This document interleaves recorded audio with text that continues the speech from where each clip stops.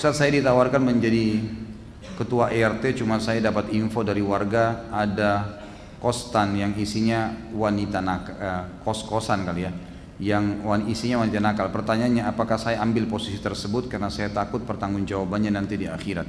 Saya sudah pernah menyampaikan di penutupan, kalau tidak salah yang lalu atau sebelum yang lalu, agar seluruh ikhwah dan akhwat, seluruh ikhwah bukan akhwat, seluruh ikhwah saya sarankan bila memiliki kesempatan untuk menjabat, menjabatlah, tapi dengan cara-cara yang benar, gitu kan? RT, RW, lurah, camat, ya, selanjutnya ke atas lah, ya. Sudah kemudian itu masuk ke bupati, wali kota, gubernur. Saya selalu sarankan silahkan, gitu kan? Malah saya mendukung ikhwah-ikhwah yang sudah paham sunnah untuk masuk, tapi dengan cara syar'i, bukan dengan cara ikut-ikutan pada hal-hal yang haram. Misal, Anda tiba-tiba disorotin oleh orang-orang sekitar kita untuk jadi RT. Bapak ini aja dia jadi RT, kita taunya orangnya bijaksana misalnya, gitu kan? Silahkan. Belum saatnya kasih pertanyaan. Nanti habis Isya. Ini pertanyaan yang lama nih. Masih banyak.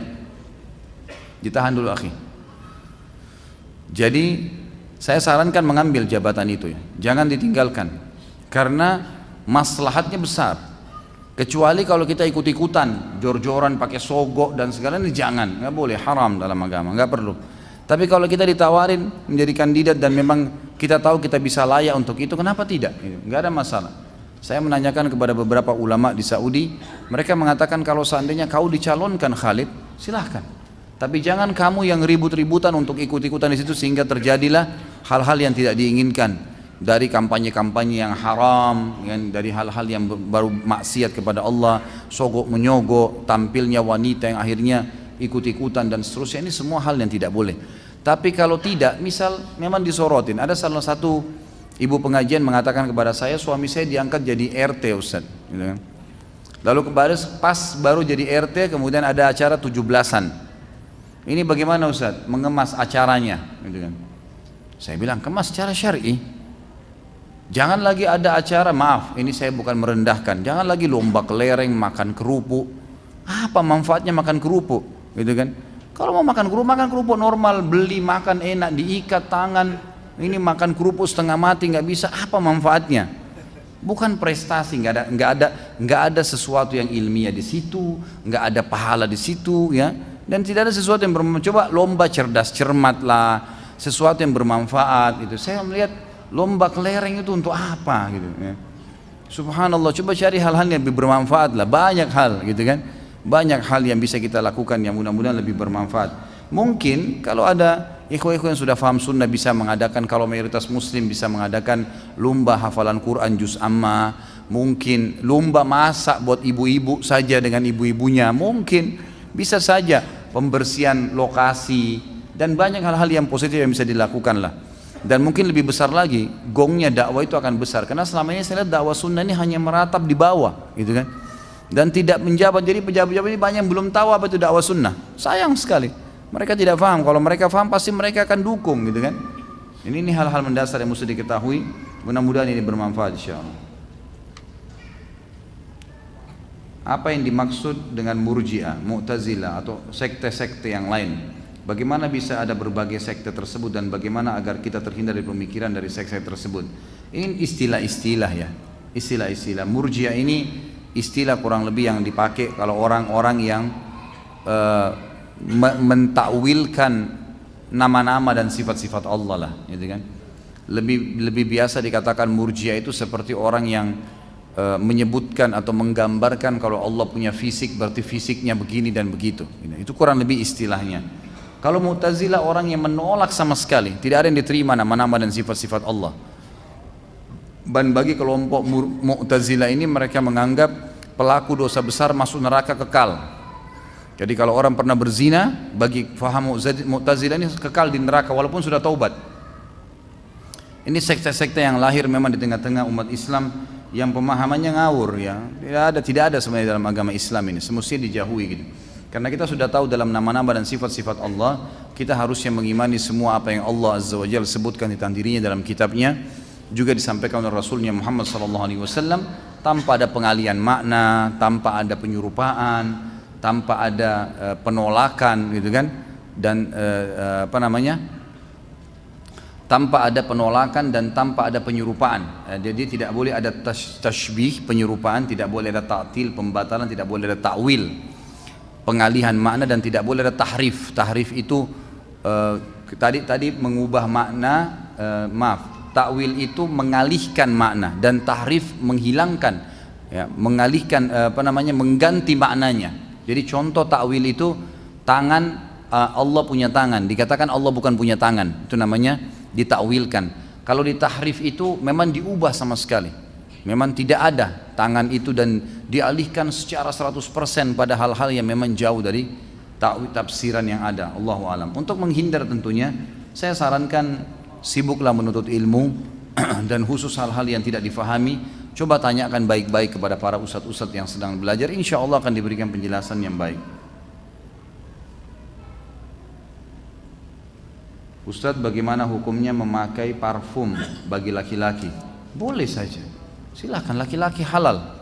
Bahkan walaupun kuat baunya boleh kalau laki-laki, sunnahnya begitu. Kata Nabi SAW, sebaik-baik parfum bagi laki-laki adalah yang keras, yang warnanya lembut, tidak terlalu terang tapi baunya keras. Dan sebaik-baik wangi bagi perempuan yang warnanya ada tetapi baunya tidak keras, disunnahkan. Nabi SAW paling gemar membubuhi minyak wangi dari kepala beliau sampai ke sekujur tubuh beliau SAW. Bahkan beliau seringkali membubuhi dari leher beliau serbuk yang wangi dari negeri Syam. Kalau kita sekarang mungkin seperti bedak yang diserbu, yang diletakkan di tubuh beliau SAW, dan itu disuruh istrinya yang letakkan, kecuali kemaluan beliau meletakkan sendiri. Ya kita sekarang mungkin kita memakai roll on, ya apa saja yang kira-kira yang bisa kita pakai untuk memberikan wanginya tubuh kita, itu boleh. Dan ingat, beda pahalanya antara orang yang menjaga tubuh yang Allah amanahkan ini dengan kebersihannya, kerapiannya. Kita kan tahu dalam Islam ada memotong kuku, ada memotong kumis, gitu kan, ada menyikat gigi, khitan, kan itu, mencukur bulu ketiak, mencukur bulu kemaluan, ada kerapian. Kita ada mandi wajib, mandi Jumat, mandi junub, mandi haid, mandi nifas. Kita ada hal-hal, ada wudu, ya, pensucian diri, baju, ya kita dianjurkan untuk membersihkan dari najis. Dalam Islam memang bersih, dan dikatakan innallaha jamilun yuhibbul jamal, Allah itu bersih, rapi, suci, dan suka juga kebersihan, kerapian dan kesucian, ya, jadi boleh, silakan Anda pakai. Ustaz, bagaimana cara meyakinkan sahabat saya bahwa merayakan ulang tahun itu haram, dan cara meyakinkan dia agar tidak isbal, karena menurut dia Islam tidak mengajarkan untuk cupu. Apa cupu itu? Hah? Curut? Allahu a'lam. Istilahnya Hasan nih. Baik. Masalah ulang tahun, kita tidak ada namanya istilah ulang tahun dalam Islam. Kalau ada pun ulang detik. Kita per detiknya mengulangi hidup kita. Dari mana ulang tahun ini? Ini kebiasaan orang non muslim. Untuk apa? Gitu kan? Apa manfaatnya buat kita? Ini kita sudah dari kecil sudah terlalu dibiasakan sebenarnya, tapi itu tidak ada urusannya dalam agama. Ulang tahun itu bagi orang-orang non muslim, mereka merayakan, mereka pesta, mereka bahkan larinya ke masalah seks bebas, minuman keras, dan seterusnya lah, macam-macam yang mereka lakukan dengan ulang tahun itu. Ada yang memberikan hadiah ini, hadiah itu, ini semua tidak ada dalam Islam. Kita disuruh memberikan hadiah tanpa urusan dengan tahun itu. Ya, para ulama salaf bahkan mereka khawatir, ya, kalau umur mereka berlanjut sementara mereka tidak ada dalam kesolehan, dan memang mereka tahu bahwasanya mereka bisa meninggal seketika. Tanya begini, kalau saya tidak ulang tahun kenapa? Kalau tidak buat acara, kenapa kira-kira? Matanya rusak satu, tangannya putus, nggak ada apa-apa gitu.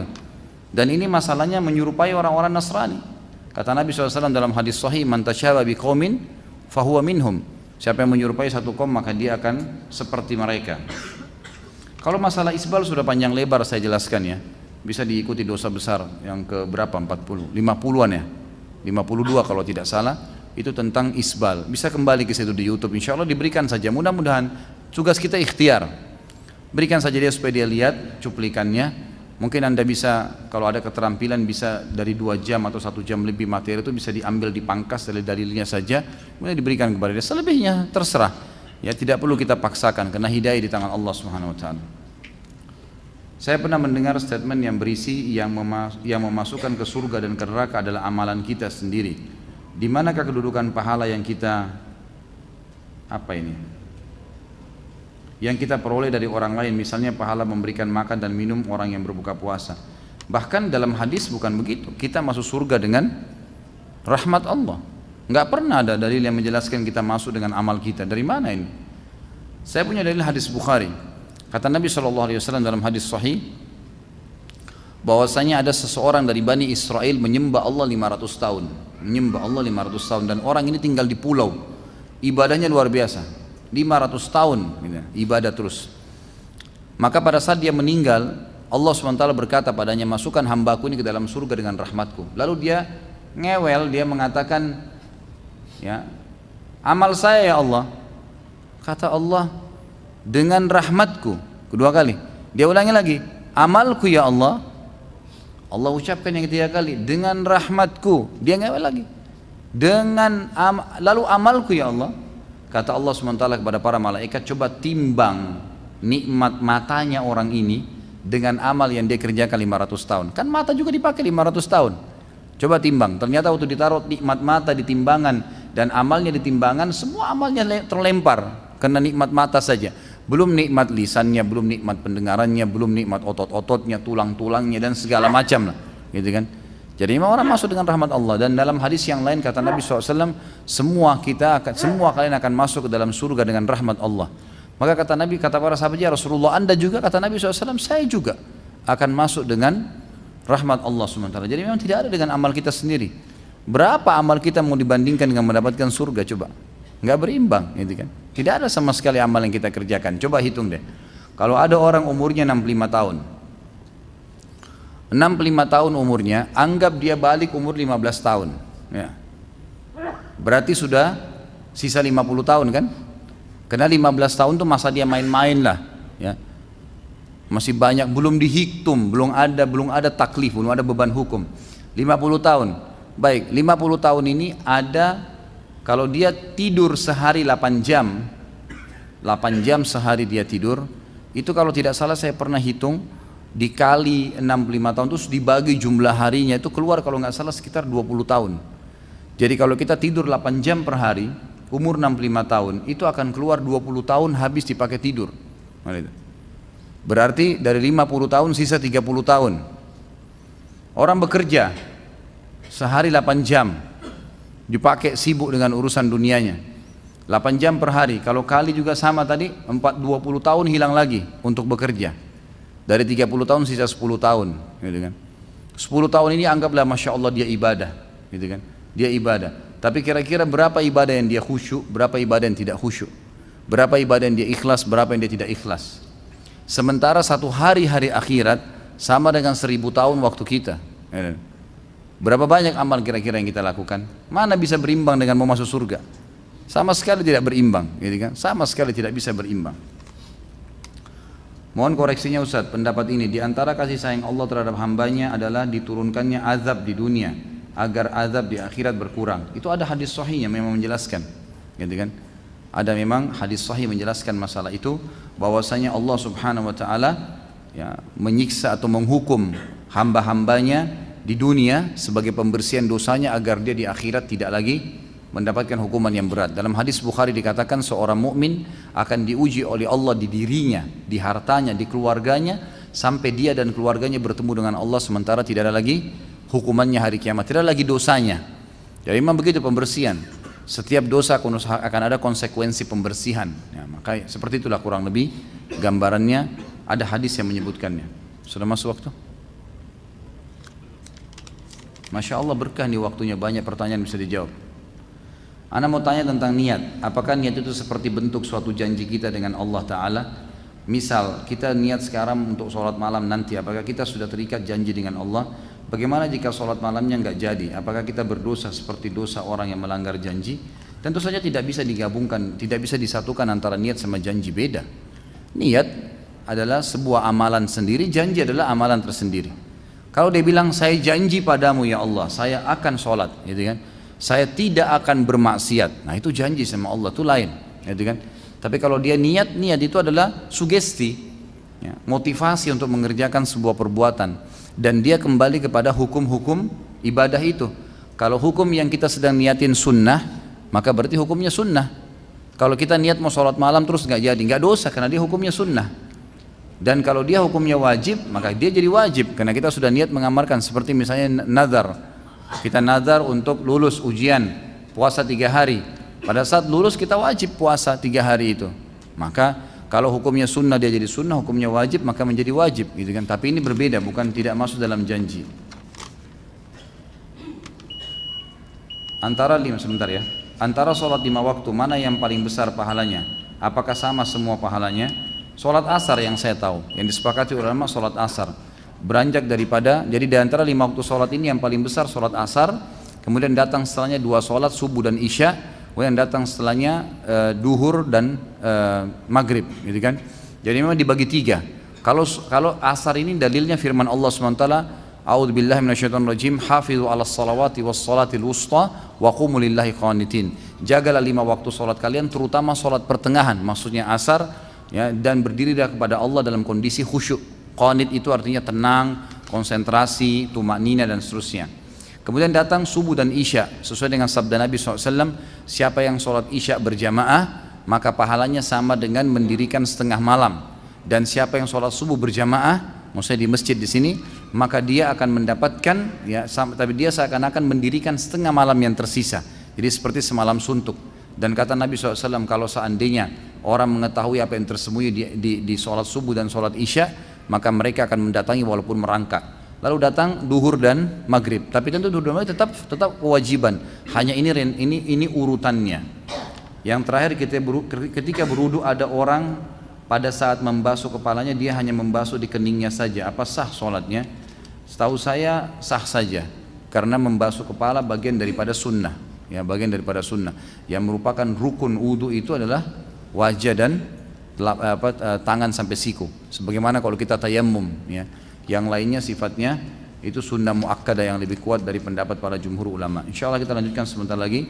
Jika kita mempunyai usaha catering, kemudian tetangga kita yang non muslim memesan catering ke kita untuk perayaan agamanya, apakah boleh Ustaz Anda terima pesanan untuk suatu perayaan agama lain?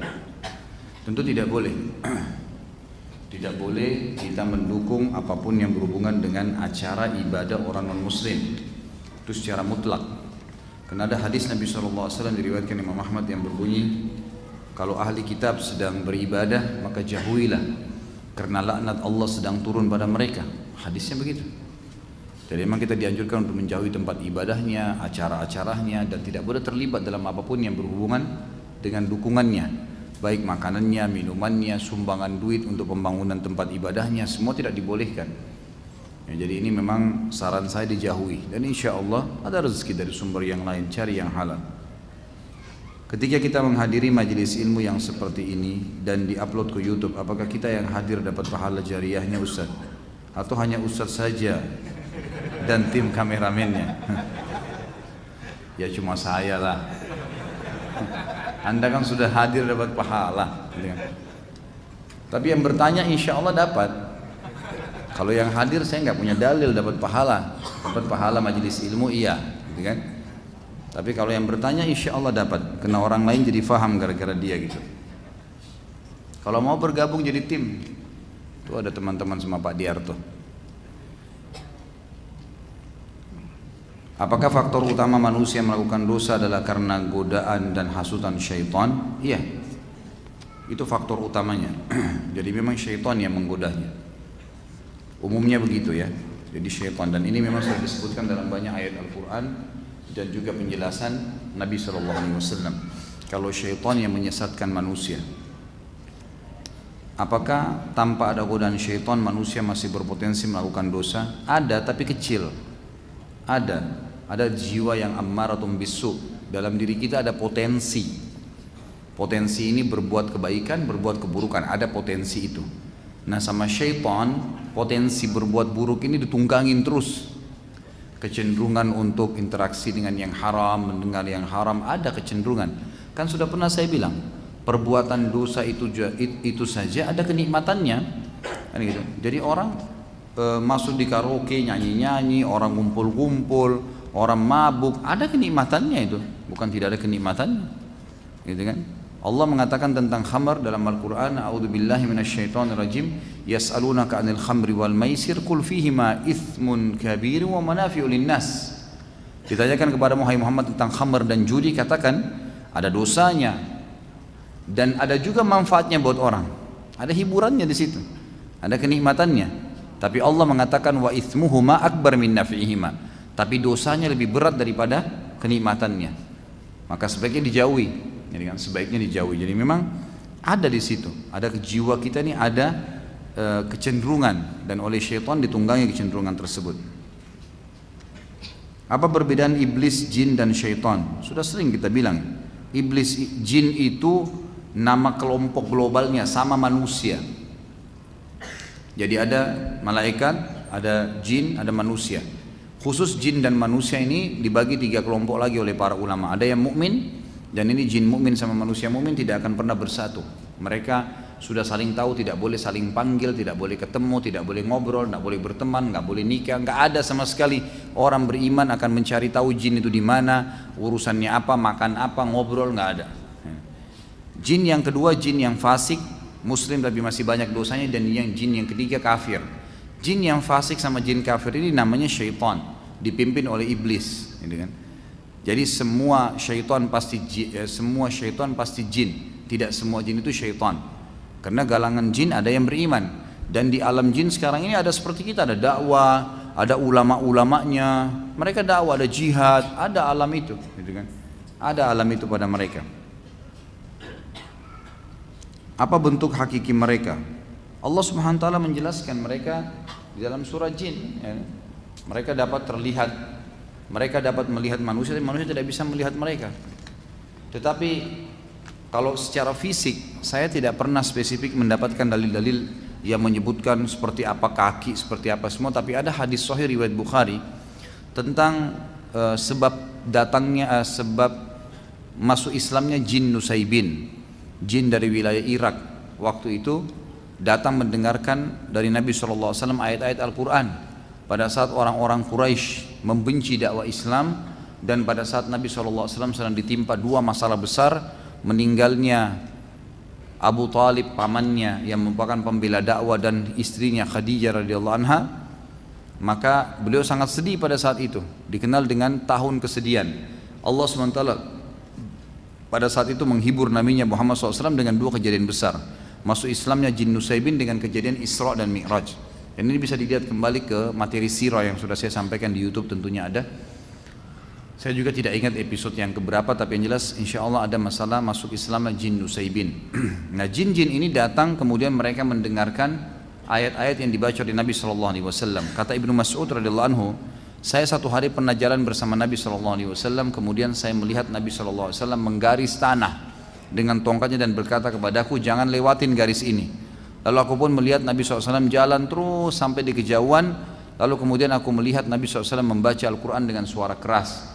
Lalu aku melihat Nabi SAW dikerumuni oleh laki-laki yang berposter tubuh besar dan kepala mereka seperti kendi-kendi.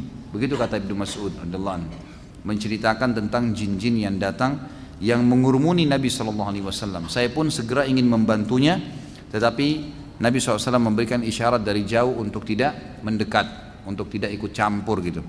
Maka saya melihat Nabi SAW mengatur mereka dengan tongkatnya, lalu memperdengarkan kepada mereka ayat-ayat Al-Quran, lalu mereka pun bubar setelah itu. Tentu ini ada bahasa sendiri, Anda bisa kembali kepada surah Jin yang menjelaskan masalah itu. Saya baru mengenal sunnah dari teman saya, tapi saya masih sedikit ragu tentang sunnah. Tolong berikan penjelasan tentang sunnah agar saya tidak ragu. Sunnah istilah yang diambil dari perilaku, perkataan, perbuatan dan juga persetujuan dari Nabi SAW dan juga para sahabat. Ini namanya sunnah. Jadi ada perbedaan antara sunnah dengan hadis. Kalau hadis itu khusus perkataan, perbuatan, persetujuan Nabi SAW. Tapi kalau sunnah lebih global, perkataan, perbuatan, persetujuan Nabi SAW dan para sahabat, gitu kan?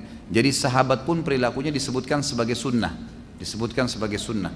Dan ini sesuai dengan hadis Nabi SAW, hadis Irbad yang masyhur, alaikum bisunnati wa sunnatul khulafa rasyidin mahdin min ba'di. Berpegang teguhlah pada sunnahku dan sunnah khulafa rasyidin setelahku. Jadi sunnah Abu Bakar, Umar, Uthman dan Ali radhiyallahu anhum disebutkan juga dengan sunnah, gitu kan? Nah, di sini siapapun yang mengikuti Nabi SAW dan para sahabat dikatakan orang yang mengikuti sunnah, orang yang mengikuti sunnah. Dan umumnya kalau mereka rame-rame dikatakan ahlus sunnah wal jamaah, gitu kan? Artinya orang yang mengikuti sunnah Nabi dan mereka bersatu di situ. Mereka bersatu, itu namanya kelompok ahli sunnah wal jamaah yang mengikuti sunnah Nabi SAW. Jadi ini makna daripada sunnah itu sendiri, makna daripada sunnah itu sendiri. Jadi orang-orang yang mengikuti sunnah maka dikatakan ahli sunnah.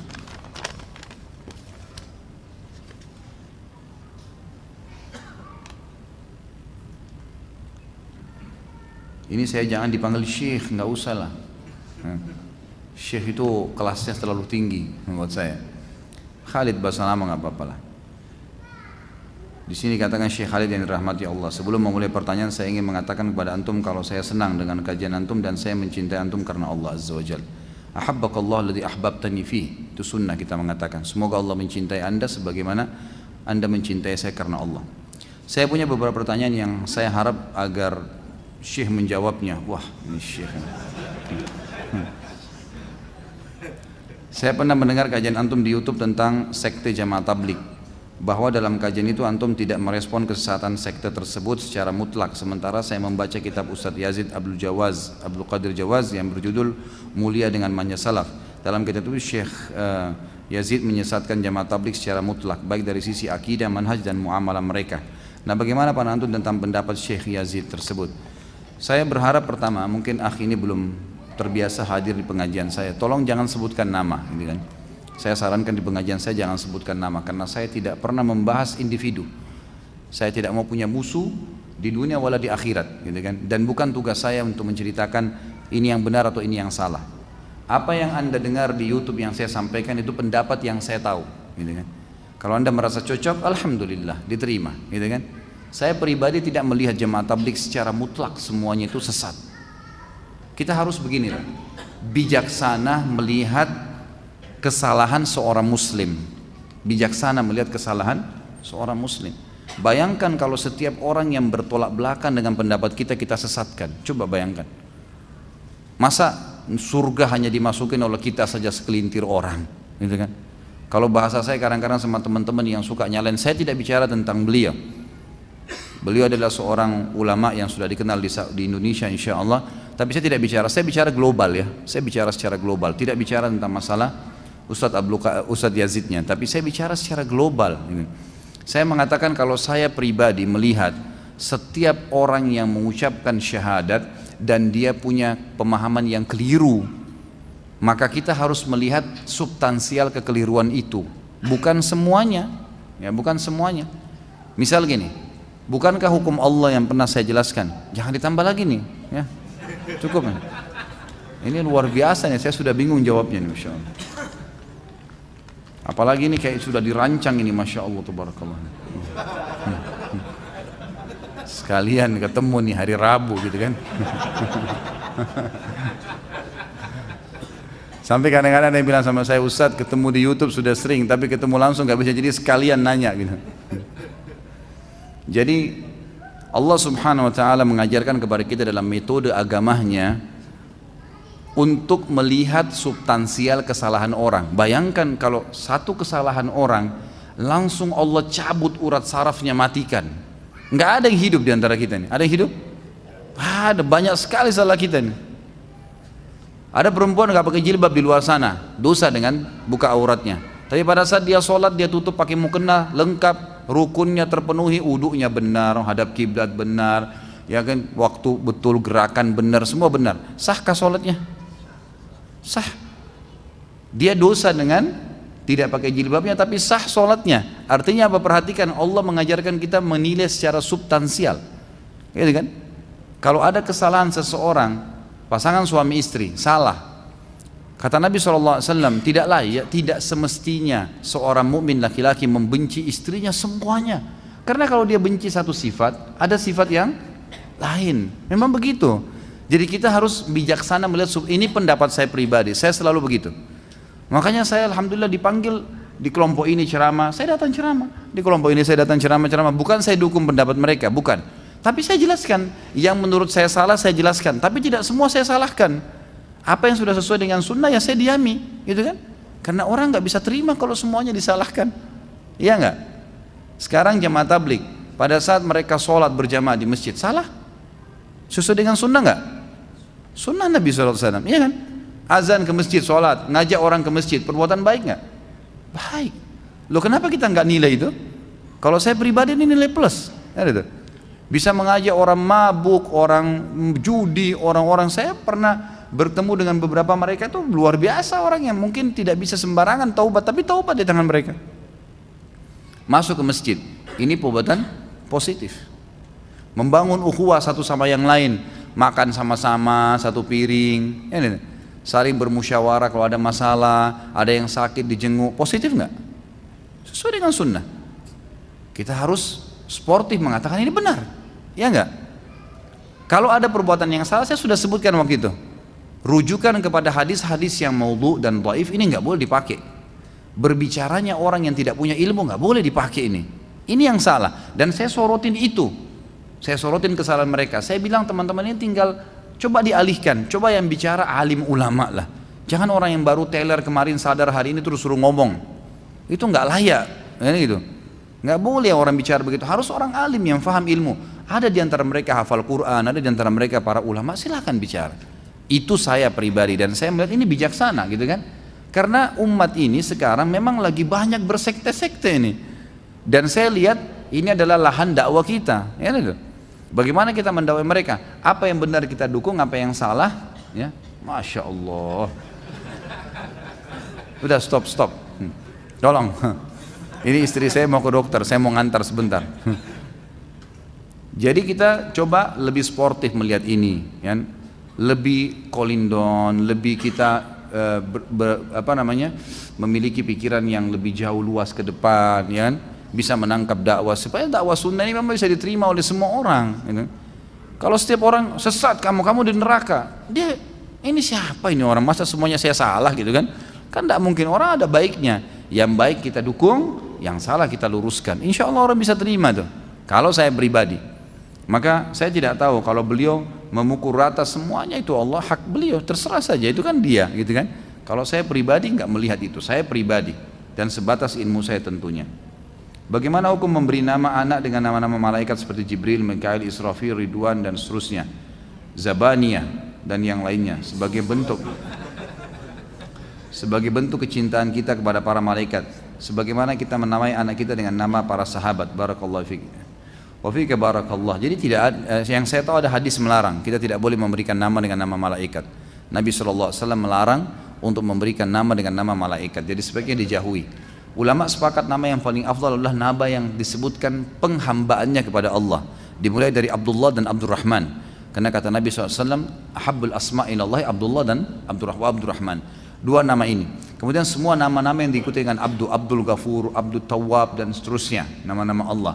Setelahnya datang nama para nabi-nabi dari Adam sampai Muhammad alaihi wassalatu wassalam. Adam, Yunus, Saleh, Shu'aib, Hud, Ibrahim, Yusuf, semuanya kita boleh pilih. Kemudian nama para sahabat banyak sekali, gitu kan?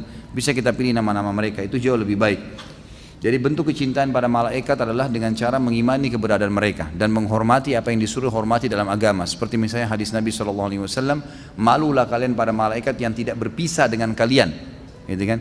Kecuali kalian sedang di WC atau sedang berhubungan biologis. Jadi memang kita disuruh hormatin. Lalu dalam hadis lain kata Nabi SAW, malaikat terganggu apa yang mengganggu manusia dari bau busuk dan seterusnya, itu malaikat tidak suka. Pemandangan-pemandangan yang tidak nyaman. Jadi kita lakukan yang ada dalilnya, tapi yang memberikan nama Allah alam setahu saya sebaiknya jangan. Saya pernah mendengar kalau perhiasan ahli neraka itu dari besi. Nah, bagaimana hukum memakai cincin akik yang terbuat dari besi putih dan semisalnya? Saya tidak pernah tahu kalau ahli neraka ada perhiasannya. Allahu alam. Selama ini saya selalu bahas tentang masalah neraka. Saya tidak pernah tahu kalau ahli neraka ada perhiasan. Yang saya tahu malah mereka penuh dengan azab, gitu kan? Azab. Dan yang ada itu dalam hadis disebutkan harta yang mereka tidak keluarkan atau harta haram atau harta yang tidak dizakatkan itu akan berubah menjadi timah panas yang akan ditempelkan, disetrikakan di tubuh mereka, itu ada. Tapi kalau perhiasan seperti kasus cincin, gelang, ini saya tidak melihat ahli neraka ada memiliki itu. Allahu alam ya, mungkin sebatas ilmu saya. Jadi yang saya tahu tidak ada itu. Dan kalau laki-laki menggunakan perhiasan dari perak dibolehkan. Ya, Nabi SAW berkata dalam hadis Bukhari kepada seorang sahabat yang ingin menikahi seorang sahabiat yang sedang ada menawarkan diri kepada Nabi SAW, kata Nabi, iltamis walau khataman min hadid, coba kau pulang cari walaupun cuma cincin perak. Yang saya tahu perak dibolehkan, tapi kalau emas tidak boleh bagi laki-laki, gitu kan. Allahu a'lam, ini yang saya tahu. Ustaz, mohon doakan istri dan adik anak agar memakai jilbab. Allahumma amin, mudah-mudahan insyaallah Allah berikan hidayah, bukan cuma saudara dan istri anda, tapi insyaallah seluruh muslimat. Ya, seluruh muslimat yang belum mendapatkan hidayah, semoga Allah berikan petunjuk untuk bisa menutup aurat mereka. Amalan apa yang bisa dilakukan wanita yang sedang haid selain doa pagi dan sore? Ya. Apa saja yang tidak dibolehkan itu hanya sholat, puasa, menyentuh fisik Al-Quran, kan gitu. Yang lain boleh. Zikir, jenguk orang sakit, bakti dengan orang tua, sedekah, banyak, mendengar ceramah, banyak sekali. Jadi yang ditinggalkan cuma yang dilarang saja, yang tidak dilarang kerjakan. Kan itu. Apa hukumnya mendengarkan puisi? Kalau misalnya sesuatu yang positif, baik-baik saja isinya, puisi kan bisa juga dikatakan syair ya, itu boleh-boleh saja. Nabi SAW punya seorang penyair namanya Hassan ibn Thabit radhiyallahu anhu. Sahabat Nabi ini memang selalu membela Nabi SAW dengan syair-syairnya. Kalau ada yang menyerang Nabi, maka dia juga membalas, gitu kan.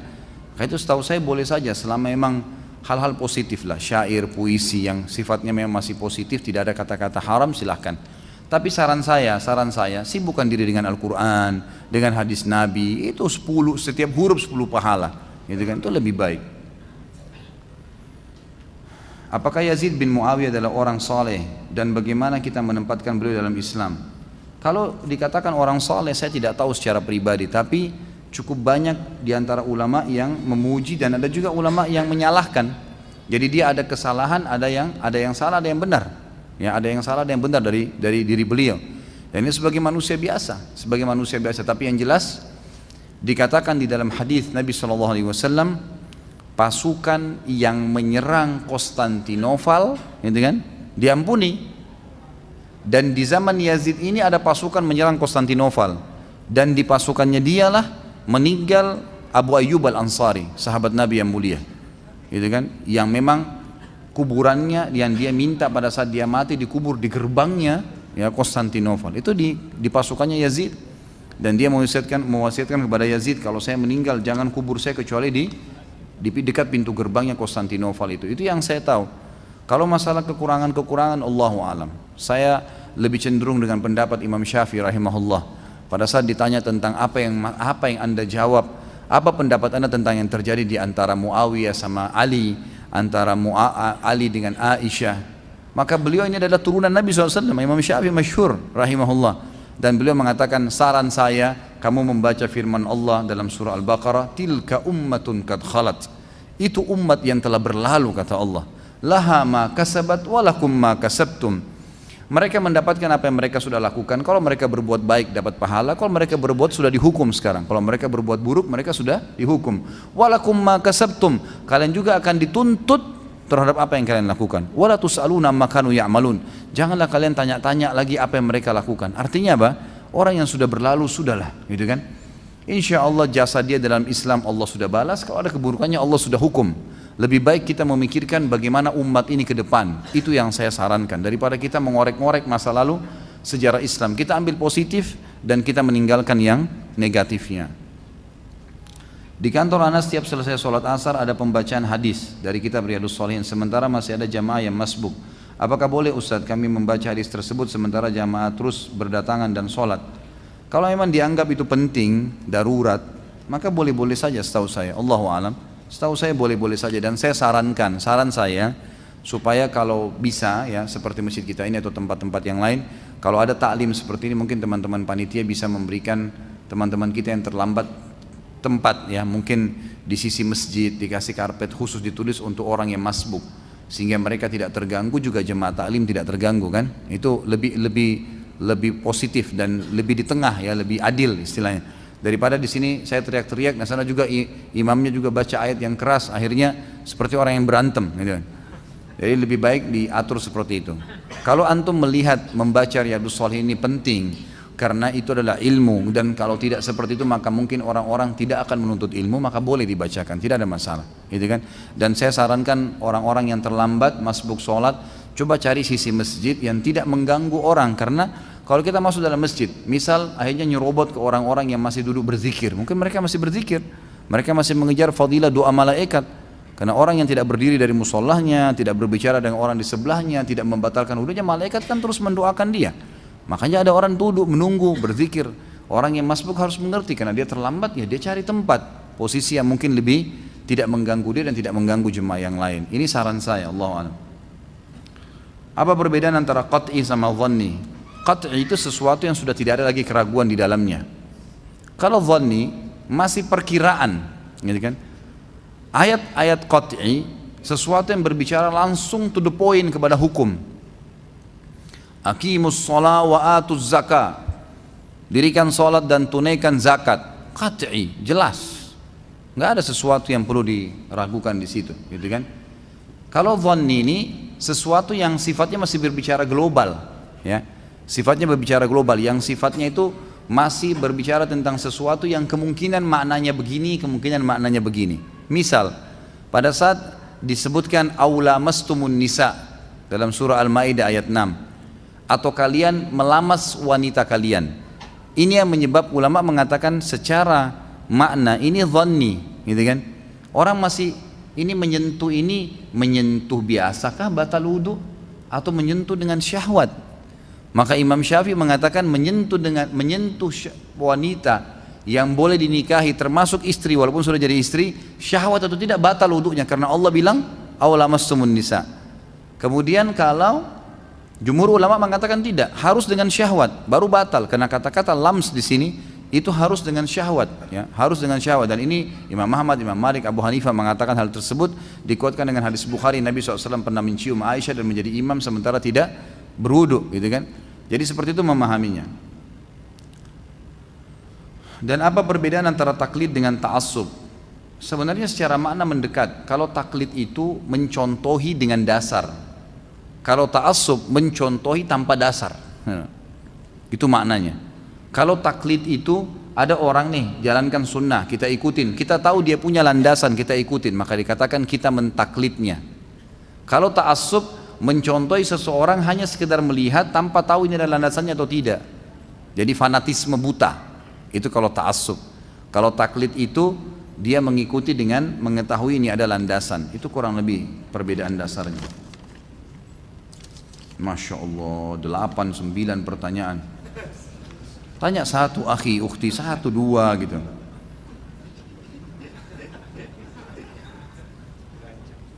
Apa ada ilmu kias dalam dalil Al-Quran dan hadis? Apa yang dimaksud dengan kias? Kias itu sebenarnya perumpamaan, gitu kan? Perumpamaan yang diambil dari ayat atau hadis Nabi SAW. Jadi dikiaskan, ya, dikiaskan. Jadi seperti diperumpamakan, ya, dihubungkan. Seperti misalnya pengharaman rokok, gitu kan, karena banyaknya mudaratnya dikiaskan dari pengharaman khamr, ya, diambil dari ayat-ayat yang mengharamkan minuman keras. Karena nggak ada rokok disebut dalam Al-Quran, tapi dilihat ternyata khamr diharamkan karena kenapa? Mudaratnya lebih baik daripada manfaatnya, maka dikiaskanlah pengharaman rokok ke khamr itu. Seperti itu. Jadi pengkiasan maksudnya adalah pengambilan hukum yang diperumpamaan dengan hukum yang sudah jelas. Dalam kondisi seperti apakah istri saya boleh pergi safar tanpa ada mahram? Tentu kalau antum bisa temenin, gitu kan, ditemenin istri itu, kecuali darurat sekali. Dan ini harus keluar kota, safar, jarak safar. Tapi kalau memang dalam keadaan darurat, saya sudah pernah jelaskan persisian ulama dalam masalah ini. Hadisnya adalah tidak layak bagi seorang wanita yang beriman pada Allah dan hari akhir safar, perjalanan sehari semalam tanpa mahram. Kalimat sehari semalamnya dipresisikan oleh para ulama nih. sehari semalam ini apa yang dimaksud? Apakah sehari semalam tolok ukurnya hari di zaman Nabi SAW, atau sehari semalam itu memang lafadz letterletnya 24 jam itu, gitu kan? Nah, pendapat pertama mengatakan ini harus dilihat dari zaman Nabi SAW. Zaman Nabi SAW misalnya Mekah sama Madinah jaraknya 3 hari perjalanan kuda, gitu kan? Nah, kalau 400 kilo dibagi 3 hari berarti sekitar 130 kiloan. Berarti kalau dalam pendapat ini dikatakan jarak 130 kilo sudah tidak boleh wanita safar tanpa mahram, kan itu. Pendapat kedua mengatakan tidak, kita berpegang pada lafadznya sehari semalam, tidak dilihat lagi jarak jauhnya. Sehari semalam, apakah perjalanannya sehari semalam atau tidak, gitu. Dan yang dimaksud dibutuhkan mahram adalah perjalanannya, tiba di lokasi sudah tidak butuh mahram lagi. Jakarta Surabaya butuh mahram. Misalnya ya perjalanannya, tiba Surabaya sudah nggak butuh mahram, suaminya udah boleh kembali, sudah sampai pada tujuan. Jadi perjalanan yang dimaksud, gitu kan. Nah, ini kita lihat sekarang kecenderungan kita melihat di mana ini secara ilmiah. Seperti sekarang misalnya, ulama fikih sepakat mengatakan wanita disuruh ada mahramnya pada saat safar itu karena keamanan, gitu kan, takut diganggu. Zaman sekarang dan berapa hari lagi ini akan diresmikan oleh kerajaan Saudi perjalanan Madinah Mekah dengan kereta api baru 90 menit. Yang dulu orang tempuh 6 jam pakai bus, sekarang sudah lebih canggih 90 menit. Bukan mustahil 10-20 tahun ke depan itu mungkin cuma setengah jam. Bukan mustahil, sebab kemarin kerajaan Saudi sempat negosiasi sama Jepang. Salah satu kereta yang sempat ditawar itu ada buatan Jepang yang terbaru 400 kilo 20 menit, sama dengan pesawat kecepatannya. Itu bukan mustahil 10-20 tahun lagi dipakai, gitu kan. Berarti jarak yang dulunya dari zaman Nabi SAW 3 hari 3 malam ditempuh dalam 20 menit nanti itu. Apakah perempuan butuh mahram? Nah, di sini memahami fikihnya, bagaimana kita jeli dalam menangkap ini. Dilihat jalur keamanan aman gak dia? Sekarang perempuan safar dari Jakarta ke Surabaya di pesawat, aman gak dia di pesawat? Menurut saya aman, saya pribadi melihat aman. Kalau ada yang ganggu satu pesawat keroyokin, gitu kan? Nggak mungkin. Atau ada yang ganggu dia di sebelahnya, dia tinggal bilang sama pramugara itu, pramugaranya langsung diamankan tuh, gitu kan? Nggak mungkin. Orang tidak mungkin mengganggu, berarti keamanan ada. Tinggal dilihat jaraknya sehari semalam nggak, kurang ya sudah, berarti masuk dalam pendapat kedua membolehkan. Tapi di sini tentu kita saling menghormati pendapat ya. Saya sudah bilang tradisi saya dalam pengajian, saya coba mengangkat kalau ada khilaf di antara ulama supaya lebih difahamin. Karena bukan mustahil, berapa kali banyak ditemukan fatwa yang keluar dalam fikih itu ternyata 10-20 tahun lagi berubah, gitu kan? Malah sefaham dengan yang pernah dia selisihi 20 tahun yang lalu. Karena ternyata dengan berkembangnya zaman ternyata ini yang lebih cocok, gitu kan? Sering kali begitu. Maka kita jangan buru-buru untuk menyalahkan pendapat yang ada selama ada dalil. Karena ini dalilnya satu nih, dalilnya hadis tadi, sehari semalam tanpa mahram, kan gitu. Itu dalilnya yang dibahaskan. Ketika niat kurban seekor kambing hanya untuk 1 jiwa atau bisa untuk 1 keluarga, tentu lebih afdal 1 jiwa, lebih afdal itu, lebih baik. Bahkan dianjurkan setiap orang satu orang bisa berkurban lebih dari 1 ekor, ya. Bisa lebih dari 1 ekor. Masya Allah. Mulai sekarang pertanyaan 1 atau 2 saja ya. Masalah multi level saya nggak jawab lagi nih, sudah sering saya jawab. Syubhat dijauhi, itu saja saya bilang. Nggak usah lah, lebih baik cari yang lain, gitu kan? Cari sumber yang lain. Saya ini pernah praktisi multi level itu lebih dari 15 tahun. Praktisi. Saya sampai menjadi penasihat syariahnya, saya sampai luar biasa lah. Saya nggak usah sebutin. Banyak yang dulu mengajak saya jadi Dewan Syariah, mengatasnamakan syariah gitu. Itu setelah saya telusurin semua ini berbahaya sekali, dekat sekali dengan bab gharar itu, merugikan pihak. Uang pendaftaran yang hangus, kemudian bonus yang hangus, janji-janji yang cuma diimingkan. Ini kalau dapat poin tertentu akan dapat mobil, ternyata begitu juga sampai pada poin itu tidak dikasih mobil langsung cash, masih dicicilin. Kalau poinnya nggak sampai bulan selanjutnya nggak dapat lagi mobil itu, dan beragam macam hal yang dijanjikan, ini semua masuk dalam bab gharar. Maka saran saya nggak usah. Dan subhanallah, orang yang masuk ke multi level ini, mungkin teman-teman yang bergerak itu akan muncul sebuah motivasi dalam dirinya, merasa bisnis lain kecil semua, bisnisnya yang paling hebat. Sampai jam 12 malam, sampai jam 2 malam ceramah terus. Kalau dia ceramah, bukan ceramah ini ya, maksudnya bisnis, marketingkan terus. Kalau dia ceramah itu sudah berapa banyak orang yang masuk Islam tuh. Ini hanya jual sabun satu, luar biasa sampai jam 2 malam, ini bagaimana nih? Hah? Ini hati-hati, kalau menurut saya lebih baik jangan, dijauhi. Mohon maaf, apa Pak Ustadz? Apa ini? Jadi membuat, saya nggak bisa baca ini. Oh, franchise. Dan bagaimana cara bergabung? Ini off the record. Cara di belakang. Boleh insya Allah. Rencana begitu, tapi belum lagi sementara diprogramkan. Ya. Kalau ada insya Allah saya beritakan. Saya nggak pernah pelit. Selalu saya beritain kalau ada yang baru-baru. Bagaimana sikap kita bila imam membaca kunut untuk sholat subuh? Ini sudah berapa kali ditanya. Ikut saja nggak apa-apa. Insya Allah niatkan dengan kunut nazilah kan gitu. Karena orang kunut juga itu khilaf diantara ulama tentang masalah ya boleh atau tidaknya. Karena ada hadis yang dipegangi. Karena banyaknya hadis juga itu tidak disalahkan pada saat Imam Syafi'i rahimahullah mengatakan itu dikerjakan. Apakah bacaan salam dalam tahiyat itu dialog antara Nabi SAW kepada malaikat? Apakah riwayat ini terjadi pada saat Nabi Isra Mi'raj? Saya nggak tahu nih. Apa yang dimaksud di sini saya belum mengerti. Tapi yang jelas bacaan tahiyat sama dengan bacaan-bacaan yang lainnya. Itu memang diperintahkan Allah SWT melalui Jibril kepada Nabi Muhammad SAW untuk dibaca. Saat orang Islam atau Muslim pasti semua masuk surga. Bila dosa-dosa yang sudah diazab di neraka, bagaimana dengan Muslim yang mengubah kodratnya seperti waria, gay, lesbi?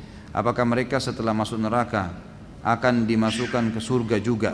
Setahu saya iya, akan masuk surga juga insya Allah. Walaupun mereka mengubah ciptaan Allah berarti dosa besar kan? Selama mereka tidak melakukan perbuatan kufur, itu tidak sampai pada kufur, tapi keluar dari kodratnya. Itu perbuatan dosa-dosa besar, lesbian, homoseksual dan seterusnya ini adalah sama dengan zina, perbuatan dosa besar dihukum. Tapi Allahu alam bagaimana siksaannya nih, luar biasa dahsyatnya, kita nggak tahu. Saya pernah berikan gambaran ambil korek gas, bakar aja jari sendiri. 5-10 detik sudah memar, 1 menit matang tangan kita. Gimana kalau 1 badan dibakar? Bagaimana kalau 1 hari di akhirat 1000 tahun waktu dunia? Berat, gitu kan? Ya mereka disiksa dulu tentunya. Akan keluar semua orang dari neraka yang dalam hatinya ada tertinggal seperti biji sawi dari la ilaha illallah. Itu hadis sahih. Sampai sebagian ulama mengatakan kalimat la ilaha illallah adalah kalimat penyelamat yang luar biasa. Apa kiat-kiat supaya harta itu menjadi berkah? Rajin bersyukur, sedekahkan, gitu kan? Kemudian ya, ikutkan dengan menikmatin yang halal dan meninggalkan yang haram. Dan saya sarankan penyanyi insya Allah, Masya Allah, ini satu lipat begini ada 10 kertas. Baik, kita tunda dulu yang ini supaya tahu nanti ke depannya yang saya baca yang kecil-kecil dulu ya. Kapan kita mengangkat jari telunjuk pada saat tahiyat? Ulama berselisih pendapat tentang masalah dari awal atau di syahadatnya, dan dua-dua punya dalil. Dua-dua memiliki dalil bahwasanya Nabi SAW mengangkat jari di tasyahud, begitu hadisnya. Tinggal ulama berselisih ini kapan yang dimaksud, di awal kah atau pada saat tahiyat, pada saat mengucapkan syahadat, gitu kan? Ini khilaf antar ulama, tapi hadisnya mereka kembali kepada satu hadis. Menurut saya tidak usah dipermasalahkan insyaallah itu. Saya pernah punya HP BlackBerry hasil nemu Ustaz. Ketika itu ayah saya yang menjumpai dan langsung mematikan HP-nya dan saya pakai HP itu hingga rusak Ustaz. Saya ingin kembalikan HP sudah rusak, apakah bisa? Nah, ini saya baca apa adanya ya. Apakah bisa saya sedekah seharga HP itu dan saya niatkan untuk orang tersebut? Ya tentu saja ini semoga Allah berikan hidayah dan mengampuni ayah anda ya. Perbuatan yang salah itu mencuri namanya. Mengambil HP langsung mematikan berarti sudah niat tidak benar. Walaupun niatnya memberikan kepada anak, ini perilaku yang salah, ini dulu berdosa. Ya, harus diingatkan kepada ayah kalau itu perbuatan yang salah. Anda sendiri kalau ayah anda tahu di mana tempat dulu ditemukan atau tahu kira-kira pemiliknya, siapa tahu, maka dikembalikan. Kalau enggak maka boleh disedekahkan dengan nilai harga BlackBerry itu. Allahu a'lam. Ustaz, anak baru lulus kuliah sudah hampir 1 tahun belum dapat kerja. Anda rencana mau kerja sebagai pramugara. Apakah tidak apa-apa anak potong jenggot sampai klimis Dan apabila maskapai itu menyediakan wine atau alkohol tidak apa-apa. Dan apabila anak kerja di kantor atau pertokoan yang diharuskan dipotong dan membersihkan jenggot, apakah dibolehkan karena udzur tersebut? Cobalah cari pekerjaan yang tidak melanggar sunnah ya. Saran saya itu. Jadi subhanallah banyak sekali ikhwah justru pada saat mereka bekerja dan mereka terganggu dengan larangan-larangan seperti ini, mereka malah mau keluar. Ini Anda terbalik sekarang. Mau kerja dengan mengorbankan jenggot kan itu. Orang lain enggak. Dia pelihara jenggot setelah bekerja lalu tinggalkan kerjaan justru karena disuruh potong. Ini saya lihat unsur timbal balik yang semestinya tidak terjadi ya. Mestinya Anda mumpung belum bekerja coba cari pekerjaan yang memang tidak melanggar sunnah Nabi. Yang melanggar sunnah. Ini lebih baik, Allahu a'lam. Karena saya sudah pernah jelaskan, jauh lebih baik kalau kita maksimal dalam mengerjakan ibadah, jauh lebih baik. Dosa itu, pelanggaran agama itu seperti tembok rumah yang bobol, jebol, masuk angin dingin. Mana yang lebih efektif? Kita pakai selimut atau kita tutup lubangnya? Hah? Masih hidup gak ini? Pakai selimut atau tutup lubangnya? Nah, itu yang penting. Banyak teman-teman dia cuma pakai selimut. Kan itu. Faham bahasanya ya? Jadi dia cuma pakai selimut sehingga setiap saat masih tetap angin, kena angin. Jadi setiap temannya ngomong terpengaruh lagi. Sedikit tersingkap selimutnya dingin lagi. Masalahnya masih terbuka nih, masih masuk angin-angin. Ini tempat kerja, fasilitas, tutup pintu maksiat, selesai. Rezeki Allah yang kasih. Saya sarankan teman yang bertanya tadi coba nonton ceramah saya di YouTube masalah rezeki. Itu sudah cukup banyak teman-teman yang upload di YouTube terakhir, termasuk tablik akbar di Solo, kemudian juga tablik akbar kemarin di Aceh dan seterusnya. Mereka shooting dan mereka upload tuh, bisa diangkat. Saudaraku, ini adalah rahasia rezekimu, bisa dilihat maksud saya. Maka insya Allah itu akan ada jawaban-jawaban yang bisa lebih memotivasi Anda untuk hati-hati. Insya Allah rezeki sudah Allah tentukan, tidak usah khawatir. Bolehkah menghindari komunikasi dengan banyak orang? Contoh mematikan HP dengan niat ingin menyendiri untuk memperbaiki diri. Boleh saja.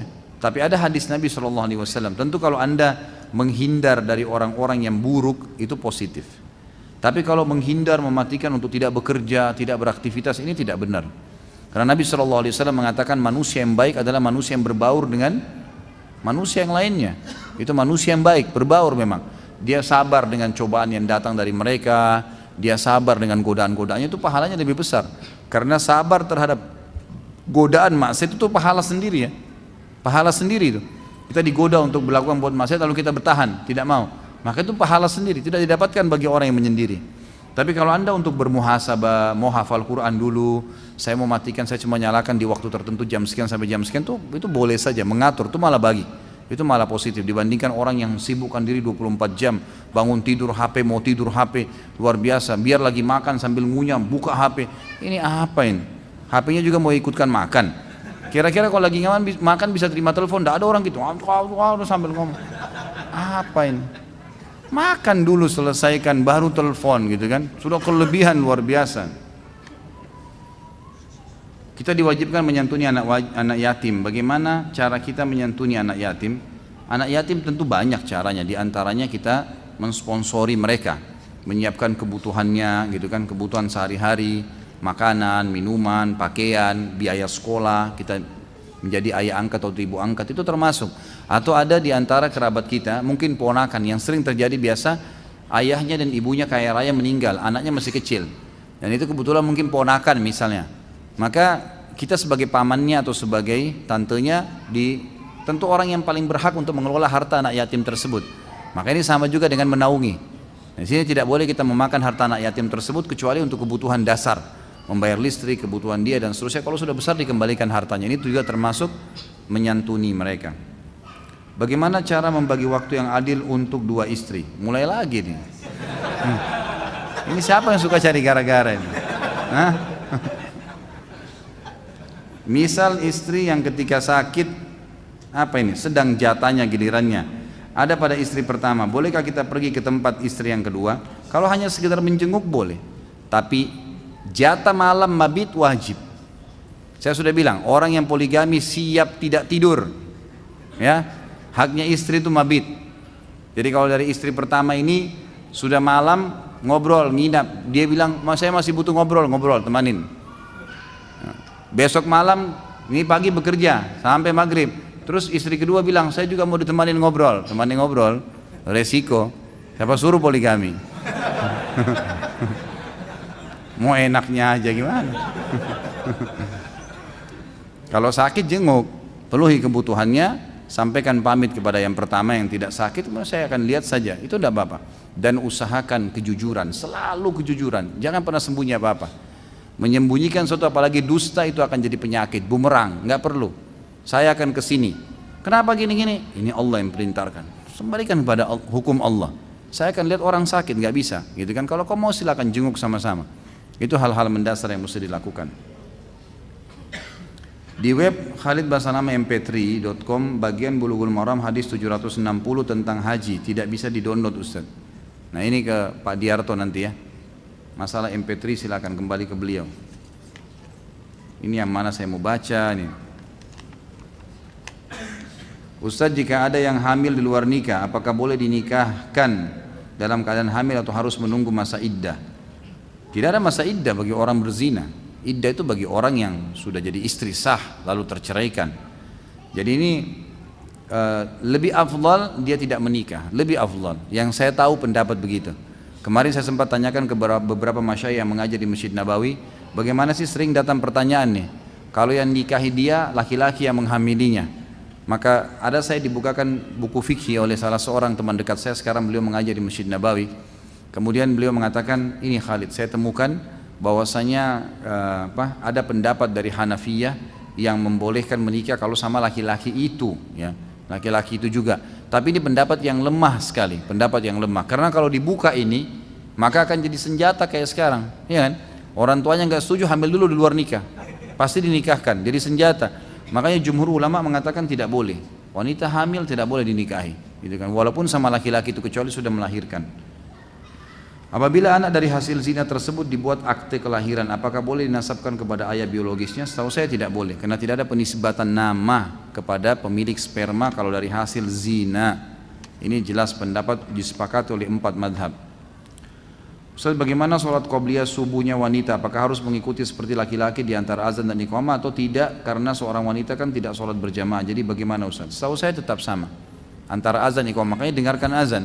Antara azan iqamah prediksinya kita sudah misal 5 menit sholat pada saat itu, karena kalau sudah iqamah subuh nggak boleh lagi sholat sunnah, gitu kan? Yang dibolehkan itu cuma dikecualikan oleh ulama 3 jenis sholat sunnah: sholat sunnah wudu, tahiyat masjid, dan juga sholat jenazah. Ya, ini yang dibolehkan. Kalau selain ini setahu saya tidak dibolehkan. Apakah wanita dibolehkan mengikuti program KB karena faktor usia yang sudah 40 tahun? Boleh. Bukan cuma sekedar, bukan karena hanya 40 tahun, tapi yang jelas dia boleh ikut program selama memang bahan-bahannya itu bahan halal, ya, bukan bahan yang haram. Apakah benar Ibnu Sayyad adalah Dajjal? Pendapat yang kuat mengatakan bukan dia, walaupun dia mirip. Ibnu Sayyad ini ada satu turunan Yahudi, kalau teman-teman belum tahu, di zaman Nabi SAW mirip sekali sama Dajjal, gitu kan, mirip sama Dajjal, turunan Yahudi. Bentuk tubuhnya, warna kulitnya mirip Dajjal. Dajjal itu orangnya kekar, kulitnya berwarna kehitam-hitaman, gitu kan. Dan subhanallah di akhir hidupnya itu mata sebelah kanannya rusak, gitu kan. Tapi dia sempat masuk Islam setelah itu. Jadi di zaman Nabi SAW hidup dia belum masuk Islam, jadi tidak jadi sahabat. Tapi di zaman sahabat, zaman Abu Bakar masuk Islam dia. Dan pernah dia ikut haji. Maka waktu dia duduk sama Ibnu Umar bersebelahan, Ibnu Umar bilang, saya ketemu sama Ibnu Sayyad dan dia duduk di sebelah saya belum pernah merasa tidak nyaman seperti waktu itu. Lalu Ibnu Sayyad berkata kepada saya, wahai Ibnu Umar, apa kau dengar orang-orang bicara tentang saya? Orang bilang saya ini Dajjal.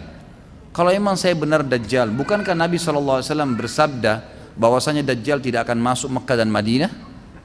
Saya masuk di Madinah, saya lahir di Madinah, bagaimana bisa saya dikatakan Dajjal?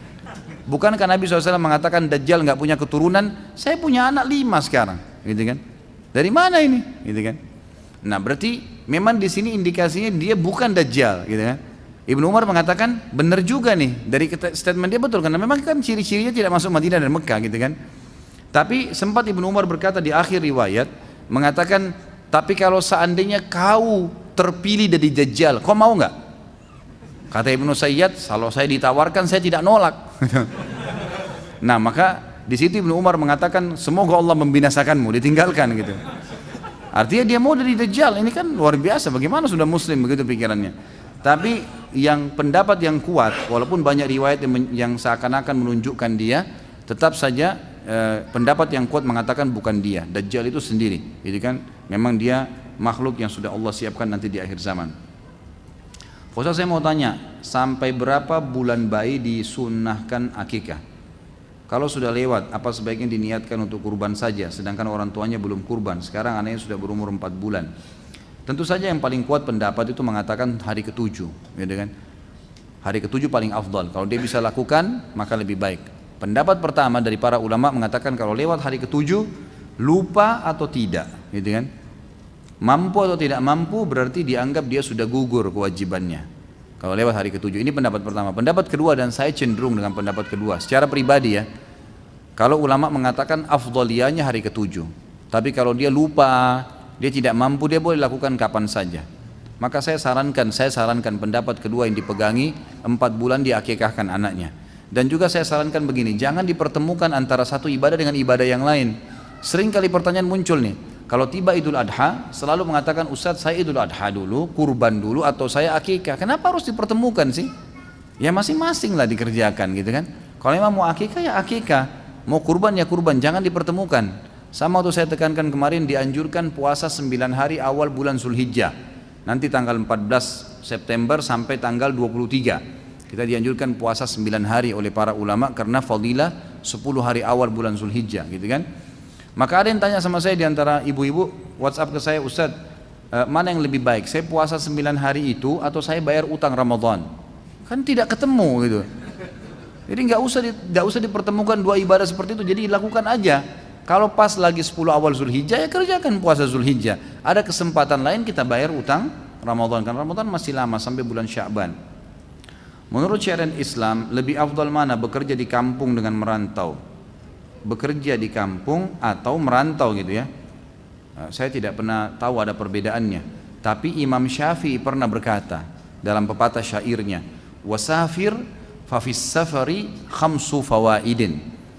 Berangkatlah kamu, musafirlah, cari pengalaman gitu kan. Bekerja ke apalah, keluar kota kamu. Karena itu akan mendapatkan 5 manfaat. Kata beliau, wasafir fafis safari khamsu fawaidin. Kemudian beliau mengatakan lanjutannya itu ini soalnya sudah cukup lama saya lupa syairnya ya, tapi ilmun wa adabun sebentar saya lupa.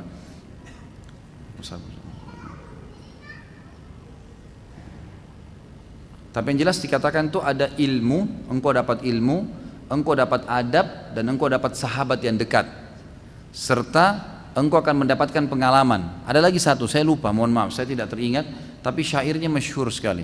Kalau dari syair Imam Syafi'i ini berarti kita dianjurkan memang safar, gitu kan, merantau. Tapi kalau di kampung halaman kita sudah Allah bukain, alhamdulillah, sudah sukses, sudah segala, ya cukup kan, tidak ada masalah. Toh dunia kan kita laluin, mau hidup dimanapun itu tidak ada masalah. Di surga itu yang kita nyesal kalau tertinggal derajat, kalau di bumi nggak ada masalah. Pernah mendengar hadis mengenai memotong rambut yang kurang lebih bunyinya, potonglah seluruhnya atau biarkan seluruhnya. Yang mana yang mau saya tanya, apakah memotong itu harus sama panjang atau tidak? Setahu saya hadis ini memang menjelaskan, hadis ini sahih. Hadis ini menjelaskan tentang dianjurkannya setiap muslim memotong rambut yang sama panjang. Jadi tidak boleh misalnya di sini botak, di sini ada gitu, di sini botak, sini ada gitu. Yang sering dibuat-buat itu nggak boleh. Jadi sama rata. Dalam Islam itu dianjurkan, Nabi SAW menganjurkan agar semua muslim memotong rambutnya sama rata ya. Jadi nggak usah gila-gilaan ikuti pemain bola, ikutin apa, itu nggak perlu. Kalau memberi uang kepada karyawan ana, bolehkah diniatkan sebagai sedekah? Misal ana memberikan uang ke karyawan ana karena anak karyawan ana sedang sakit, jadi untuk membantu biaya pengobatan. Tentu saja boleh sedekah. Bahkan kalau kita punya zakat mal dan dia memang termasuk orang yang tidak mampu, itu boleh dialokasikan kepada mereka. Pada saat Anda menjual rumah, ada pihak atau orang yang minta fee, padahal orang tersebut tidak ada jasa apa-apa. Tapi karena orang tersebut terus-terusan minta, bolehkah anak kasih uang tapi anak niatkan untuk sedekah? Boleh saja, tidak ada masalah insya Allah. Ustaz, dulu sebelum anak kenal dakwah sunnah, anak pernah melakukan pacaran. Setelah anak kenal dakwah ini, akhirnya kita sepakat untuk menikah. Tapi ketika diutarakan kepada orang tua dia, tidak mengizinkan karena perbedaan manhaj. Tolong nasihati saya Ustaz, karena beberapa kali saya istikharah, saya masih bermimpi tentang dia. Jadi pertama, kalau kita minta petunjuk sama Allah, kalau istikharah itu dianjurkan untuk tidak ada kecenderungan, kosongkan dulu pikiran dari itu. Jadi kalau mau betul-betul dapat ya istikharah hasilnya, itu nggak boleh ada kecenderungan, kosongkan hati dari itu. Karena biar kita istikharah bagaimanapun, kalau ternyata kita sudah tergila-gila sama dia, percuma, gitu kan? Pasti akan ke situ-situ terus. Ya. Jadi tidak bisa. Kalau mau istikharah berarti minta petunjuk, betul-betul murni minta petunjuk. Apa yang ada datang dalam petunjuk, baik mimpi, kecenderungan, informasi buruk atau baik, itu sudah berita berarti dari Allah. Harus kita jeli menangkapnya. Kalau saran saya, Allahu alam, istikharah ini dimurnikan niatnya, kemudian coba istikharah lagi malam ini. Kalau Allah SWT berikan kecenderungan masih ada, dan itu mimpinya juga positif, maka silakan coba ya minta berdoa sama Allah agar diangkat penghalang-penghalangnya, misal orang tuanya bisa dilunakkan dan seterusnya, gitu kan. Kalau tidak, maka harus berbesar hati. Tidak harus berarti dulu pernah pacaran kemudian harus dinikahi, tidak harus ke situ, gitu kan. Tapi kalau memang kecenderungan ada, ya dilakukan upaya semaksimal mungkin. Kita masih, selama masih belum jadi istrinya orang, masih bisa kita kan berusaha, gitu kan. Istilahnya begitu. Apakah hadis yang diriwayatkan oleh Abdullah bin Abbas bahwa Rasulullah SAW bersabda yang maksudnya bahwa malaikat maut memperhatikan wajah manusia di muka bumi 70 kali adalah hadis yang dhaif? Ia didaifkan oleh para ulama. Ada beberapa, dia memiliki banyak riwayat, banyak sekali riwayatnya. Kalau tidak salah lebih dari 4 atau 5 riwayat berhubungan dengan hadis ini. Tapi semuanya rata-rata lemah. Ada yang menolak total hadis ini, ada yang mengatakan hadis ini bisa dipegangi, ya, tetapi dia secara makna. Umumnya dikatakan oleh ulama dhaif. Memang lemah hadis ini. 5-5-nya kalau tidak salah semuanya lemah. Bagaimana hukumnya bagi laki-laki yang menikah tanpa mendapat restu ibu, namun alasan ibu karena hal yang syar'i, bukan karena hal yang syar'i? Setahu saya tidak ada masalah insya Allah ya, karena orang tua itu tidak boleh mencampuri sampai ke masalah pernikahan. Jadi tidak boleh juga sebagai orang tua, mungkin ya teman-teman yang hadir di sini satu waktu nanti anda juga insya Allah kita akan tua semuanya, dan anak-anak juga nanti akan besar dan mereka akan menikah. Kita sebagai orang tua tidak boleh mencampuri pernikahan anak-anak kecuali memberikan saran. Kalau memang sudah ada orang yang cocok, yang agamanya baik, kita nggak boleh egois. Biarkan mereka jalan. Kita kan sudah tugas amanah memelihara mereka hanya sampai mereka menikah. Setelah menikah sudahlah, terutama anak perempuan ya. Karena kata Nabi SAW, siapa yang punya anak perempuan dan dididik dengan baik secara agama sampai menikah dijamin baginya surga. Udah, lepas tangan, lebih baik, gitu kan? Itu lebih baik, nggak usah ditahan, nggak usah menjadi penyebab akhirnya anak-anak kita jadi terbengkalai dan tidak menikah.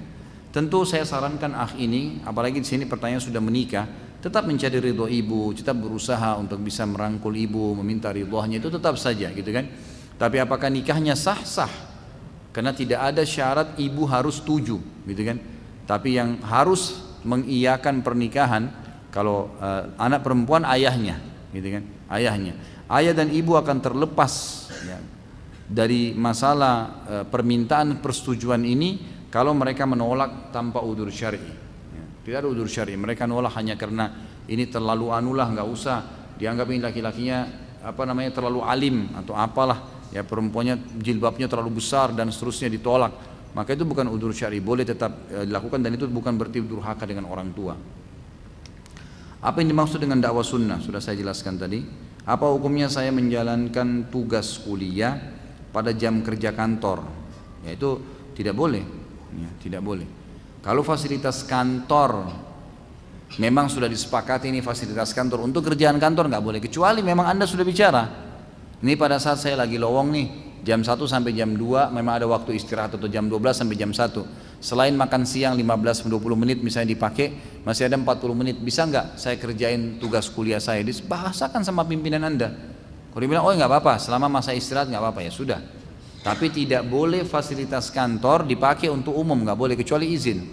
Nggak boleh pulpen dibawa pulang ke rumah, dibagi-bagi untuk ponakan, bawa buku, amplop dibawa pulang, ini semua nggak boleh.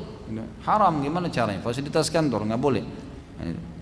Bagaimana cara yang baik untuk mengajak teman atau saudara ke kajian sunnah? Tawarkan saja. Cuma tugas kita menawarkan, selebihnya kita tidak punya kewenangan lagi. Bolehkah menghadiri pernikahan non muslim? Saran saya jangan. Saran saya jangan. Karena itu acara ritual. Itu acara ritual, sebaiknya jangan. Tapi kalau dia lagi sakit, bolehkah kita jenguk orang non muslim? Boleh. Kalau sakit, Nabi SAW pernah menjenguk anak Yahudi yang sakit kan? Boleh kalau sakit. Atau dia lagi butuh, kita berikan gitu kan. Ada sesuatu yang dibutuhkan, rumahnya lagi banjir, kita bantu, itu nggak masalah. Jangan berhubungan dengan masalah ibadahnya. Pernikahan berhubungan dengan ibadah. Saya punya penyakit sinusitis dan dianjurkan untuk operasi, namun operasinya menggunakan alat yang namanya apa ini? Choter. Alat ini digunakan untuk memotong daging di dalam hidung agar tidak terjadi pendarahan di dalam hidung. Bagaimana hukumnya Ustaz? Apakah ini disebut dengan penyembuhan dengan api atau besi? Setahu saya nggak ada masalah. Ini soalnya memang kalau dibutuhkan untuk operasi itu tidak ada masalah. Karena di zaman para sahabat dulu ada penyakit yang pernah saya ceritakan itu gargarina yang sampai harus diamputasi kaki misalnya kan, dipotong. Dan itu dibolehkan, tidak ada sahabat yang menanggapinya karena memang kalau tidak maka akan berbahaya bagi dia. Setahu saya tidak ada masalah insyaallah.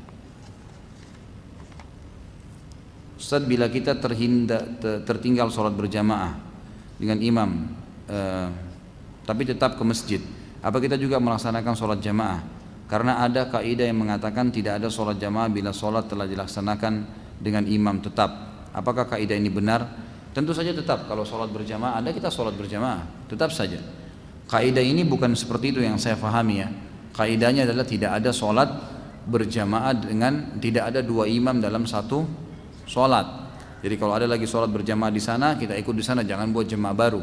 Itu ada kaidahnya yang saya tahu. Tapi kalau sholat terlat kemudian berjamaah itu dianjurkan. Hadis Bukhari yang pernah saya jelaskan, ada sahabat masuk ke masjid kemudian telat sendirian. Waktu dia mau takbir Nabi bilang sebentar, siapa yang mau bersedekah? Lalu Abu Bakar berdiri mengatakan saya Rasulullah. Lalu Abu Bakar pun sholat dengan dia. Berarti Nabi suruh dia berjamaah kan? Itu dibolehkan, tetap mendapatkan fadilah itu. Berapa persen zakat yang wajib kita keluarkan ketika menjual rumah? Kalau penjualan rumah dan harta yang diinvestasikan dan yang ditabung itu nanti 1 haul, 1 tahun baru dikeluarkan, diakumulasi dengan total harta kita, diakumulasi dengan total harta. Jadi nggak ada begitu laku langsung mengeluarkan zakat, itu nggak ada. Misal haul kita dari Ramadan ke Ramadan atau Januari ke Januari, maka apapun yang kita dapatkan, misalnya bulan Syawal jual rumah 3, bulan Zulhijjahnya misalnya transaksi mobil untung, kemudian mungkin bulan Muharramnya rugi dan seterusnya, terus berkecamuk, dibiarkan sampai nanti bulan Ramadan akan datang baru kita tutup buku. Kalau ada harta yang tersimpan, dilihat nisabnya sampai nggak 85 gram emas, ada sampai dikeluarin zakat 2,5%, tidak bangkrut rugi nggak ada zakatnya. Jadi kalau dikeluarkan pun pada saat keuntungan, pada saat terjual itu hanya sekedar sedekah, bukan zakat namanya. Bolehkah kita mengucapkan salam sambil mengangkat tangan?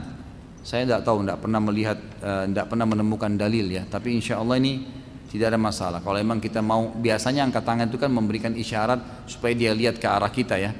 Tapi kalau memang mengangkat tangan itu dianggap adalah hal yang diperlukan, maka itu sesuatu yang biasa saja. Insya Allah tidak apa-apa. Bolehkah kita berkurban diniatkan untuk orang tua yang telah meninggal? Ini khilaf diantara ulama. Beranjak daripada hadis yang Nabi SAW mengatakan ini waktu beliau mau sembelih kambing ini untukku dan umatku yang belum ya berkurban.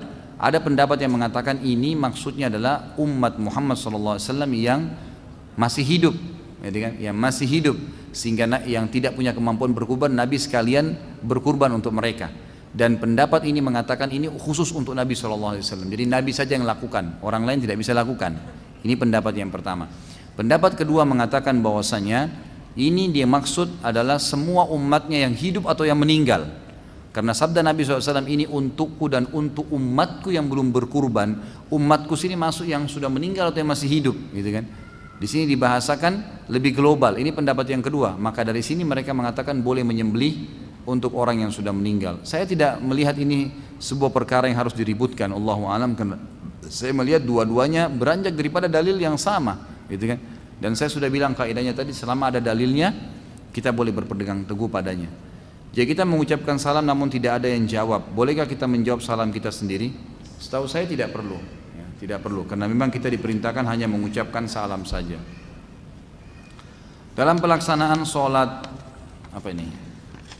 jenazah, pada saat imam melakukan takbir kedua, apakah makmum mengangkat tangan dan melafadzkan juga seperti sholat id, atau tidak mengangkat tangan dengan hanya melafadzkan saja? Salam dilakukan 1 atau 2 kali. Tentu ini khilaf lagi di antara ulama, dan ini memang khilafnya dengan hadis-hadis yang sahih, bahwasanya Nabi SAW bertakbir di sholat jenazah 4 kali. Begitu saja hadisnya. Maka keluarlah pendapat ulama yang pertama mengatakan bertakbir berarti sama dengan takbiratul ihram. Nah, pendapat yang pertama ini mengatakan setiap takbir Allahu Akbar angkat tangan. Atha bin Abi Rabah rahimahullah, salah satu ulama tabi'in di Mekah, mengatakan sholat jenazah dengan sholat id itu mengangkat tangan setiap takbir. Allahu Akbar, angkat lagi, Allahu Akbar, yang 7 kali takbir selain takbiratul ihram itu diangkat. Beliau mengatakan itu diangkat. Gitu kan. Ini pendapat beliau sebagai ulama tabi'in yang terkenal. Maka berarti di sini diangkat. Pendapat kedua mengatakan takbir ini beda dengan takbiratul ihram. Ya, dianggap sholat jenazah pertama Allahu Akbar itu adalah takbiratul ihram. 3 takbir setelahnya adalah takbir sholatnya, gitu ya. Maka cukup mengucapkan dengan lisan. Dan ini sekali lagi karena kembali kepada hadis yang sama, bahwasanya Nabi SAW bertakbir 4 kali di sholat jenazah tanpa terincikan tentang tata caranya, maka berbedalah ulama tentang tata caranya. Tapi kembali kepada dalil yang sama. Setahu saya Allah alam yang seperti ini boleh dua-duanya. Ya. Bahkan Ibnu Qayyim rahimahullah mengatakan kalau terdapat perbedaan pendapat ulama di dalam satu hadis atau satu dalil, maka dianjurkan setiap muslim melakukan keduanya, diselang-selingkan. Seperti kasus misalnya orang kalau sujud, ya mana lebih dulu, lutut atau telapak tangan? Selisih di antara ulama. Ibnu Qayyim mengatakan lebih baik seseorang selama dalilnya sama, karena dalilnya sama itu, gitu kan? Lebih baik dia menyelang-nyelingkan sehingga dia mendapatkan fadilah keduanya. Bagaimana hukum dalam syariat Islam usaha money changer? Setahu saya nggak ada masalah. Itu saya belum menemukan pendapat ulama yang melarangnya. Jadi masih dibolehkan insya Allah, karena memang memberikan nilai masing-masing. Ya, yang tidak boleh itu kalau tidak senilai, akan termasuk dalam bab riba. Tapi kalau senilai memang 1 rupiah misalnya $1 14.000 memang nilainya seperti itu, maka itu tidak ada masalah. Saya ingin bertanya beberapa hal, bagaimana cara menjawab titipan salam. Misal ada seseorang yang mengatakan si fulan kirim salam untuk antum dan keluarga, bagaimana menjawabnya? Yang saya tahu kalau kiriman salam begini ada pendapat dari kalangan ulama salaf kita, dia seakan-akan menerima salam memang. Maka dia mengatakan alaika wa alaihis salam, ya, untukmu dan untuknya salam. Ini pendapat yang pernah saya dapatkan. Apakah tulisan salam dalam SMS atau WhatsApp ataupun media sosial harus dibalas dengan tulisan juga walaupun kita sudah membalasnya dengan ucapan, sementara orang tersebut tidak tahu jika kita sudah membalas? Tentu saja boleh, nggak usah balas dengan tulisan. Yang penting sudah dibalas. Tulisan tadi saya bilang simbolik, bukan jadi tolok ukur. Untuk salam ya, diringkas atau ditulis lengkap itu bukan jadi tolok ukur, tapi tolok ukur adalah ucapan dan jawabannya. Apakah mengucapkan salam harus disertai dengan berjabat tangan? Tentu tidak saja, tapi berjabat tangan bagian daripada fadilah. Kata Nabi SAW, kalau 2 orang muslim berjabat tangan, maka pada saat mereka melepaskan tangan masing-masing, berguguran dan bersamaan itu dosa-dosanya. Jadi memang dianjurkan berjabat tangan itu. Apakah budaya cium pipi kanan dan kiri, ya, apa ini, antara sama ikhwan dan sama akhwat diperbolehkan dalam Islam? Tentu saja kalau sama jenis insya Allah nggak ada masalah, ya nggak ada masalah. Ini memang sering disebutkan dengan berpelukan, di zaman Nabi SAW ada itu. Pada saat mereka datang dari safar jarak jauh, mereka berpelukan satu sama yang lain. Tapi untuk mencium pipi dengan pipi ini saya tidak tahu. Tapi Allahu alam, selama ini saya lihat sih perilaku para ulama begitu, ya, gitu. Perilaku para ulama seperti dan tidak ada dianggap sesuatu yang salah di situ. Kecuali orang cium dengan syahwat, nah ini lain. Ini haram, nah boleh. Ya. Tidak ada lomba kecuali memanah, pacuan unta dan pacuan kuda. Hadis riwayat Tirmidzi nomor 1700, An-Nasai 3585, Abu Daud 2774. 2574 Ibnu Majah 2878. Apa yang dimaksud dengan hadis tersebut? Apakah boleh kita melakukan perlombaan selain yang disebutkan di atas? Yang tentunya perlombaan tersebut tidak mengandung maksiat. Setahu saya boleh, boleh saja. Jadi makna hadis ini dianjurkan seseorang itu untuk meningkatkan keterampilannya dengan cara berlomba, ya, dengan cara berlomba. Karena Nabi SAW gemar menyuruh para sahabatnya untuk berlomba dalam beberapa praktek olahraga tertentu, Allahu alam, seperti gulat, memanah, melempar tombak. Tapi kalau kita berlomba dengan hal-hal yang tidak bau maksiat, insya Allah tidak ada masalah. Seperti gulat itu misalnya dikiaskan dengan bela diri. Kalau kita sekarang mungkin orang sparring untuk melatih keterampilannya, semua itu insya Allah tidak ada masalah. Allahu alam, itu yang saya tahu. Mohon maaf ini yang lainnya saya tidak baca dulu, saya simpan untuk yang akan datang insya Allah. Mungkin begitu. Subhanakallahumma wa bihamdika asyhadu an la ilaha illa anta astaghfiruka wa atubu ilaik. Wassalamualaikum warahmatullahi wabarakatuh.